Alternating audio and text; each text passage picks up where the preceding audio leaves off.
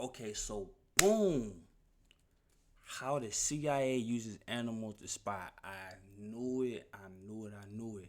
And I bet it got something to do with pigeons too. Look, there it is right there. Something to do with pigeons. Oh shit.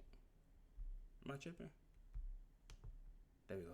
Look, something to do with pigeons. I know the FBI spying on us. Let's see. Tell me I ain't This tripping. pigeon is a CIA spy. It's wearing a tiny high-tech camera, Yep. and it's about to gather intelligence on Soviet nuclear submarines. Oh. This is a dolphin. Right now, it's being trained to carry bombs and attach them to enemy vessels, Oh shit. possibly miniaturized nuclear bombs. This raven isn't just flying around. It's on a mission. Currently, it's heading towards the hotel room of a KGB agent to plant a bug there. And this cat has been sent to spy on a Chinese diplomat. It had a microphone surgically implanted in its ear, and there's an antenna in its tail. This all sounds like science fiction, but animal spies are very real. Their stories have long been shrouded in secrecy, myths, and legends. I knew But in it. 2019, I the knew CIA it. released a large trove of previously classified documents. They give us a glimpse into though? how the CIA tries to weaponize animals. What's Today, their we real will look motive? at the 4 most spectacular projects. They reveal a story of Cold War paranoia, unchecked hubris, absurd waste, spectacular failures, and wild ideas that were taken too far.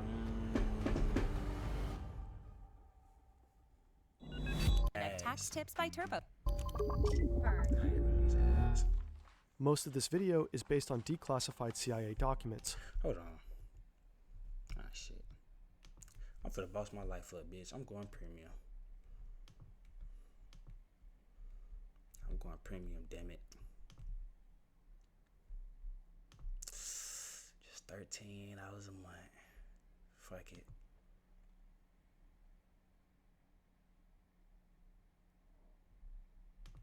I can't take it anymore.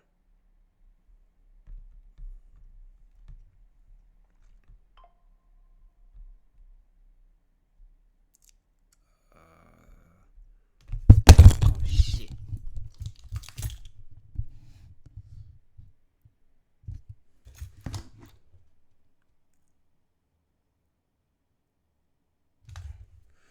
Okay. Oh shit.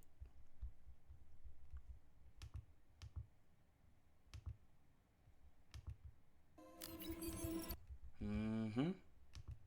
Yeah, we premium now. We ain't doing no more ads, bro. I'm bossing my life up. This diplomat. They give us a glimpse into how the CIA tries to weaponize animals. Today, we will look at the 4 most spectacular projects. They reveal a story of Cold War paranoia, unchecked hubris, absurd waste, spectacular failures, and wild ideas that were taken too far.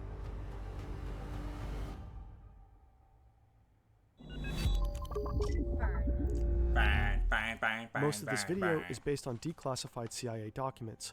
Of course, the CIA wants to present itself in a certain light, and it's careful about what it reveals. Some parts are heavily redacted, and sometimes other sources give conflicting information. We can only present what we know, and if we don't know something, we'll be transparent about it. As always, you can find our sources in the description. Humans weaponize animals to make use of special capabilities they themselves lack. Facts. A dog's sense of smell is up to 10,000 times stronger than ours. It's perfect for sniffing out illegal drugs. Bang. To cross the Alps and invade Italy, the Carthaginian general Hannibal used war elephants. During World War II, the Polish army deployed a brown bear named Wojciech to the Italian front. In Iraq, the US military worked with dolphins, putting their unparalleled echolocation skills to use detecting underwater mines. And some work with animals is veiled in secrecy. By their nature, it's hard to tell exactly how. And some work with animals is veiled in secrecy. By their nature, it's hard to tell exactly how far these programs have progressed. In 2019, a beluga whale was discovered in Norwegian waters wearing a camera harness. A tag identified it as belonging to St. Petersburg, Russia. It was quickly accused of being a spy. In 2007, Iran apprehended 14 squirrels near a nuclear enrichment plant. The animals were arrested as spies. In 2018, a senior military advisor told journalists that Western nuclear spies had been using lizards to collect information about Iran's nuclear program. Lizards? Animals have an inherent advantage that human Are spies lizards lack. like radio People resistant? simply don't notice them. Unlike human agents or advanced technology like drones, animals can typically pass undetected, even in secure Alright. areas. But there's a problem. Animals are not natural spies. They need training. During the Cold War, the CIA faced a mighty adversary, the Soviet Union. In trying to claim the upper hand, the agency explored all sorts of methods, some of them highly unorthodox. Psychedelic drugs, mind control, silent killer weapons, stealing Russian submarines, and, of course, animal agents. In the mid-1960s, the CIA launched Project Axiolite. The goal was to provide reliable trained avian vehicles for emplacement, transport, and or recovery of reconnaissance surveillance sensors to meet operational requirements as defined by the sponsor. Right.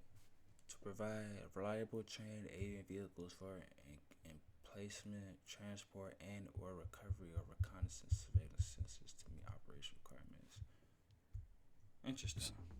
In other words, the CIA was training birds to transport things like recording devices. But which birds were spy material? There were several candidates, some stronger than others. So they were basically doing like, Game of Thrones when they be sitting their little ravens. That's basically how they were doing that bit. They were having the Game of Thrones birds. Cockatoos seem to be a wild card. One memo states, "We are completely in the dark as to what the possibilities are in regard to this critter." There were high hopes for the hawks. Brandy and GB are two of the program's hawks. They were especially reliable and determined. They could locate specific objects or features in strange territory. They could carry a 13-ounce package for more than a mile. They could even remove objects from a harness they themselves were wearing. But in general, they were not considered strong flyers. Horned owls respond to a high-frequency whistle and can be recalled by trainers, even in extreme low-light situations. But in daylight, their ability to discern objects is much worse than that of other birds. As time progresses, one unlikely candidate stands out. The raven. Doodah, a raven. We now know that ravens are extremely intelligent birds. They have excellent memories, can plan for the future, and are capable of using tools and solving puzzles. Researchers have found that 4-month-old ravens can perform certain cognitive tasks, as well as adult great apes. CIA documents usually stick to dry facts, but Doodah was Project Axiolite's superstar. In one memo, an agent dedicates a whole page to the saga of Doodah. Project Axiolite began at a Navy facility at San Clemente Island, off the coast of California. Interesting. There, the CIA tested the strength of various birds. Their task, fly from the island to a boat and back. This might sound easy, but the distance was challenging, and the winds could be strong. Most birds could manage to fly between 50 yards and 1.5 miles. Doodah, meanwhile, flew 3.5 miles. A few months later, he was almost doubling that distance. Shit. He was also problem-solving. In every session, he would figure out exactly the right altitude he needed to fly for the unique wind conditions. So the CIA was out here creating super soldiers, Animal Edition, for surveillance, intelligence, and reconnaissance. Interesting. Aggressive native birds posed a major threat to the CIA trainees. Wild gulls and ravens soon figured out their training schedule. Once they knew when the CIA birds would show up, they would lie in wait and then attack. But Doodah solved this problem too. To avoid the gulls, he'd keep to a higher altitude and outfly them. The wild ravens were another matter. They would hide behind the bluffs, waiting for an opportunity to attack. Doodah's solution was to engage in brief dogfights with the ravens, while leading them further and further from shore. After about a mile, they would give up and turn back. Ravens' intelligence made them good at more than flying. According to Navy animal trainer Bob Bailey, they could be taught to recognize specific desks, open drawers, and carry heavy objects like file folders. The CIA started training ravens like Doodah extensively, and eventually used them in the field. According to the CIA documents, this is how they did it. A CIA agent wants to record a secret conversation between enemy agents. He knows where and when it's taking place, down to the building and the exact room. Now he needs to get a recording device close to the conversation as inconspicuously as possible. To do this, he goes to a nearby building with a view of the targeted location, no more than 300 feet away. With him, he has a trained raven. At the appropriate time, he aims a tiny flashing laser at the window ledge outside the room where the conversation is taking place. Then he releases the raven from its cage. The bird takes a disguised listening device in its beak and flies to the spot indicated by the laser to plant the equipment. The agent then turns on a special desk lamp to signal to the raven that it's time to return.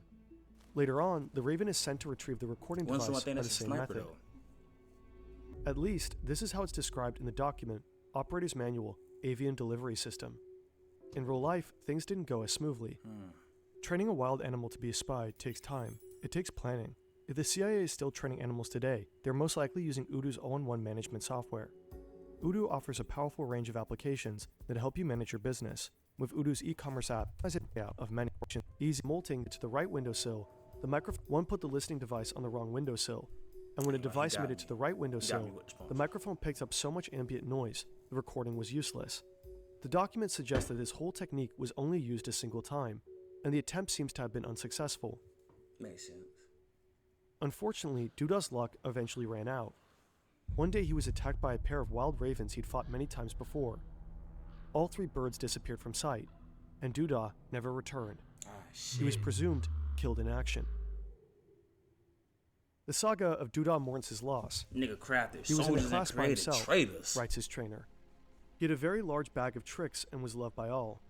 In view of these talents, I suppose I shouldn't have been too surprised when he so quickly became a star on this project. Man, dude, that was In spite of soldier. our deep sense of loss, writes the anonymous agent, we do understand such tragedies are inevitable. Ravens aren't the only birds the CIA used as spies.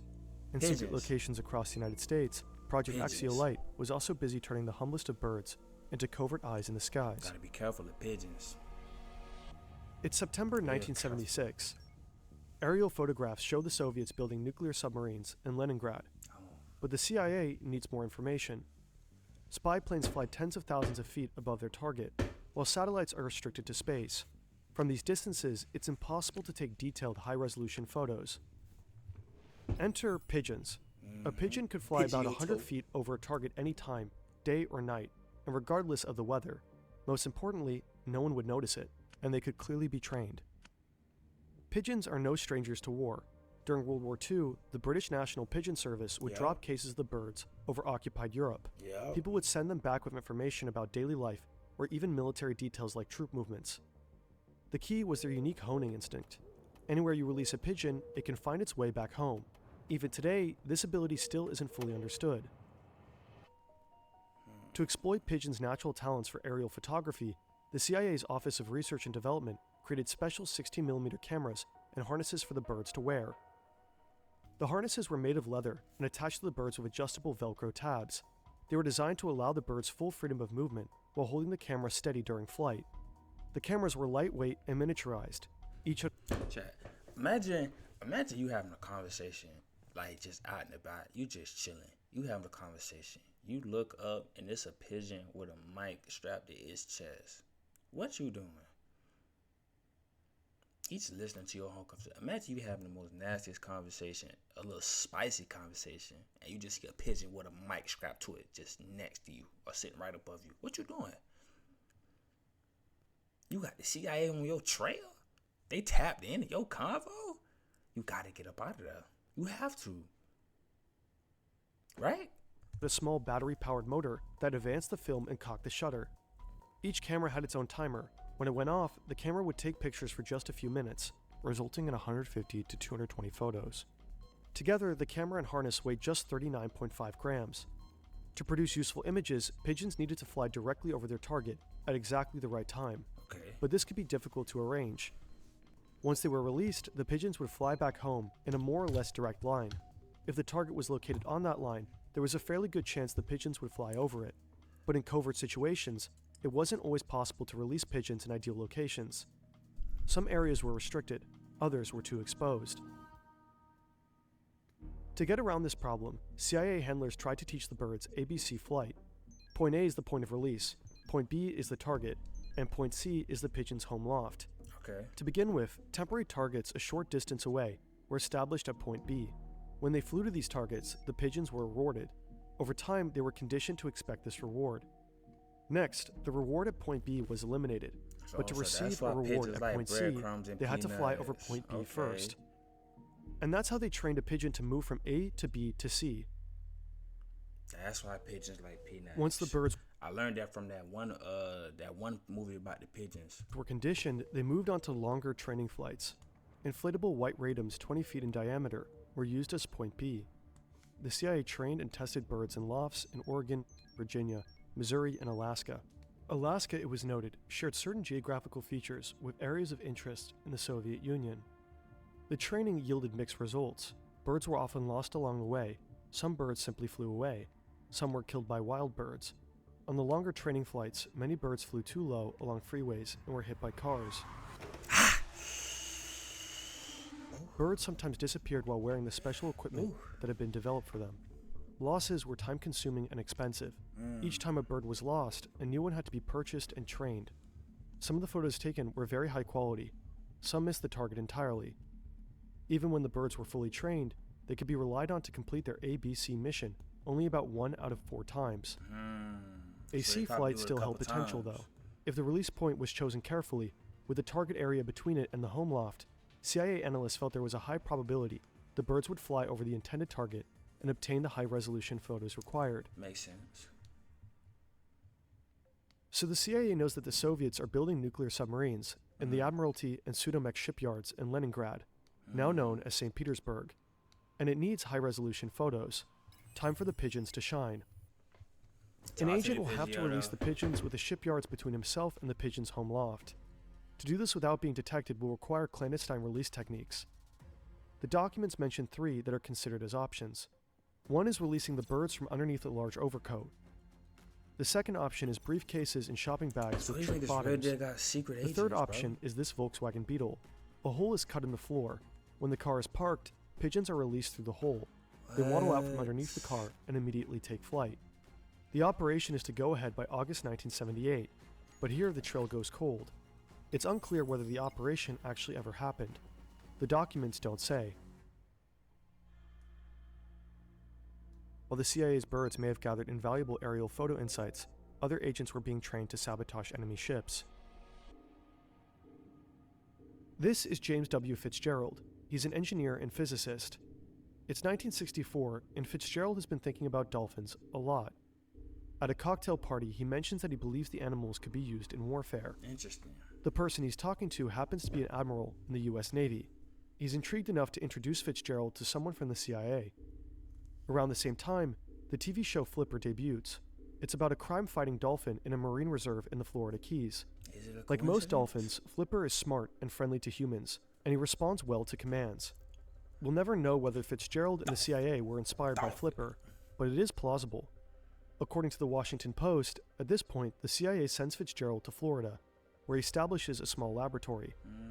The same year, the CIA begins its dolphin program, Project Oxygas. The aim of Project Oxygas is to show that dolphins can be used in attacks against enemy ships. To this end, harnesses and nose cones are created to allow the dolphins to carry items. Someone in the CIA even produces this drawing. The dolphins are happily towing the explosive devices given to them by their handlers on top of the submarine. The program quickly passes its first test. It demonstrates that a dolphin can place a simulated explosive device against the propeller of a PT boat anchored in the open sea. In November 1964, the Deputy Assistant Director of the Office of Research and Development writes that Project Oxygas has progressed more rapidly than we anticipated. Oh? They're too smart? It's unclear exactly what sort of simulated explosives these dolphins were carrying. The sentence that specifies this is partly redacted. The CIA probably planned on using conventional explosives, but if this was the case, why the need for secrecy? A 2021 article in Popular Mechanics suggests a haunting possibility. In 1965, miniaturized nuclear weapons might have seemed achievable in the near future. The magnitude of such an idea would certainly explain the need for continued secrecy. The program's first success unlocks other goals. Trainers explore having dolphins place listening devices on enemy nuclear submarines. The hope is that directly attaching the devices will produce high-quality recordings that allow the CIA to better understand how the enemy's subs work. But wild animals are hard to train. One of the dolphins' strengths is how social they are. They're willing to work, especially as they bond with their trainers. But at some point, this becomes a liability. If the dolphins are performing tasks that please their trainers, then in the field, they'll need extra time to bond with agents before they can be considered reliable. There are also questions about whether dolphins can carry out operations over longer distances. At some point, the CIA seems to realize its limitations in understanding the dolphin's capabilities, and it contacts the Navy's Office of Naval Research to help. In 1967, the program's focus changed to intelligence gathering. The dolphins were to be trained to travel great distances, at least 12 miles. They would retrieve dead drops, items or information undercover agents had left behind in the water to be picked up. A memo from September 14th that year suggests that oxygas had become a joint program of the CIA and the Department of Defense. The CIA seemed unsure that Project Oxygas would produce actionable results, and the program seemed to be running out of steam. A make-or-break demonstration was scheduled for December. At that time, it would be decided whether Project Oxygas would continue. The demonstration seems to have been a failure. After that time, there are no further mentions of the program in the CIA documents. Surviving drawings and photographs gives us an idea of what Project Oxygas might have looked like. Glimpses of Project Kesho are far more rare. Interesting. But between the redactions, a hazy picture emerges of likely the oddest creature the CIA ever created. Acousticity. This is Acousticity. Let me know. Acousticity is the legendary project of Project Ketchel. Why does cat look syndromic? They cat like it done been through some shit. The CIA's dog and cat program. Of all the CIA's animal projects, Acousticity might have been the most controversial and the hardest to corroborate, depending on who you believe. The saga of Acousticity goes in fundamentally different directions. Here's the CIA story. In 1964, the agency wanted to be able to explore conversations held out in the open. Think two Soviet agents having a conversation in a public park. That required getting close and focusing in on the conversation without attracting attention. The solution is cats, who can often prowl around without people ever noticing them. A microphone is surgically placed inside a cat's ear canal. A transmitter is placed underneath a bunch of loose skin, and an antenna is woven into its fur. The whole procedure is low risk, humane, and minimally invasive. But the cat is still a cat. It can be trained only so far. Eventually it will do what it wants. Acousticity was never deployed in the field, and the listening devices were carefully removed from its body. But Victor Marchetti, who was special assistant to the CIA's deputy director in the 1960s, tells a very different story. Here's his version. It's sometime in the 1960s. The CIA puts a Chinese diplomat in France under surveillance, but their bugs don't just pick up his conversations. They record all the noise in the room, including the squeaking of the couch. Individual voices are inaudible. This is characteristic of the microphones of the day, which tend to record everything around them indiscriminately. The anatomy of ears, on the other hand, allows us to focus on certain sounds and exclude others. This and your brain's auditory processing abilities are why you can have a conversation at a noisy party without being overwhelmed by every sound. When Acousticity turned its head, it would direct the microphone inside its ear. According to Marchetti, to implant the equipment, they slit the cat open, put batteries in him, wired him up, including putting a power pack in his abdomen. The tail was used as an antenna. They made a monstrosity. Oh, shit. To focus on a single conversation, Acousticity would need to be trained. His handlers found that hunger or sexual arousal would cause him to simply lose interest and wander off, so they attached wires to his brain to monitor and neutralize those impulses. Marchetti claims the CIA did attempt to use...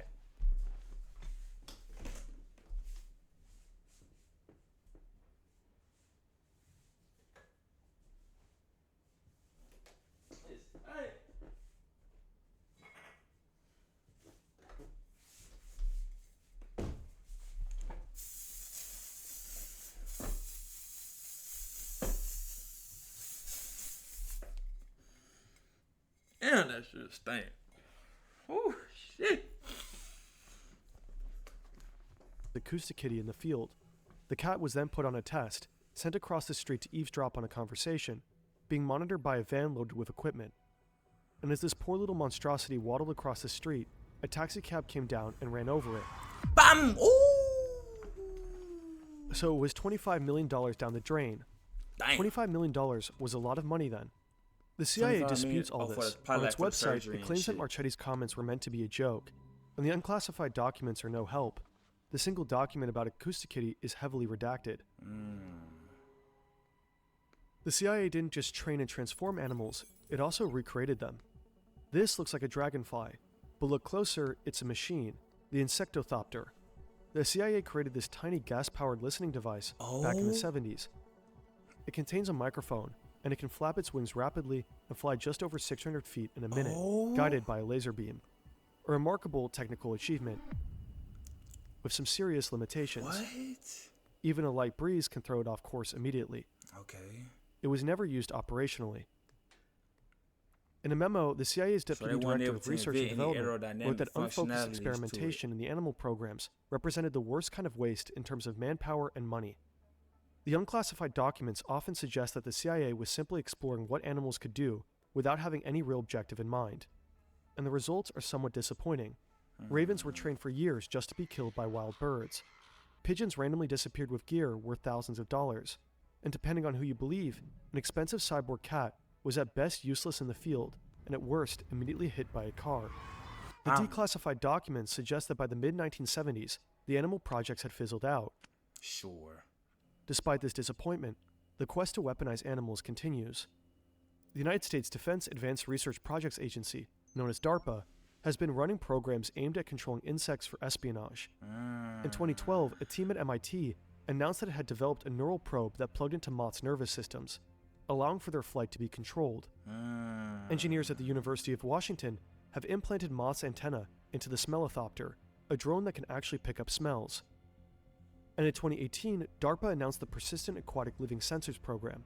The program explored the possibility of using aquatic creatures as living alarm systems. That includes bioluminescent bacteria, which light up when disturbed by aquatic intruders. Another option was to study the sounds produced by snapping shrimp and Goliath grouper. In the case of the shrimp, disturbances in the audio could even indicate the size and shape of an intruder. It remains to be seen whether DARPA or the CIA can harness the natural world for intelligence purposes, or whether wilderness will remain just that.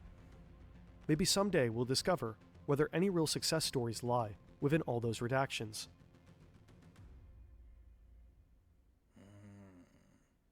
So it could be true, the CIA. So what I got from this was the CIA is definitely spying on us. Well, people of interest. The CIA is definitely spying on people. Definitely spying on people.